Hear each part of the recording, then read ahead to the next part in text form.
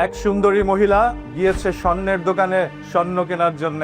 তখন তাকে স্বর্ণের যে বক্সগুলো ছিল সেটা সামনে দেওয়া হয়েছে। মহিলাটি দেখতে দেখতে এক পর্যায়ে তার মুখের ভিতরে 4 থেকে 5টি নাকফুল ঢুকিয়ে ফেলেছে। তবে তখনও দোকানদার সে জিনিসটি দেখতে পারেনি।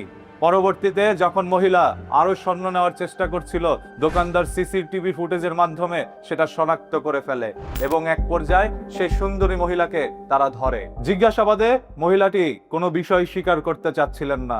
পরবর্তীতে যখন আশেপাশের লোকজন একত্রে হয়, মহিলাকে একটু ভয়ভীতি দেখায়, তিনি তখন স্বইচ্ছাই মুখ থেকে 4-5টি নাকফুল বের করে আনে। এরকম একটি ঘটনা ঘটে গিয়েছে একটি স্বর্ণের দোকানে।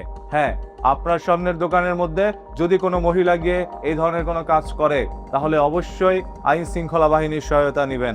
আপনার দোকানে অসংখ্য মহিলারা গিয়ে আপনার সাথে সুন্দর সুন্দর কথা বলে আপনাকে আকৃষ্ট করার চেষ্টা করে, তবে ভিতরে ভিতরে তারা চুরির জন্য গিয়েছে, আপনি এটা বুঝতেই পারবেন না। তাই সব সময় সতর্ক থাকুন, নজর রাখুন কাস্টমারের প্রতি। কাস্টমারের লেবাসে যাচ্ছে তারা চুরি করার জন্য। সর্বশেষ একটি মহিলা যে 4-5টি নাকফুল চুরি করেছে, এই বিষয়টি আপনার কাছে কি মনে হচ্ছে একটু কমেন্ট করে জানান। দেখতে চাই আপনাদের সবার মূল্যবান মতামত।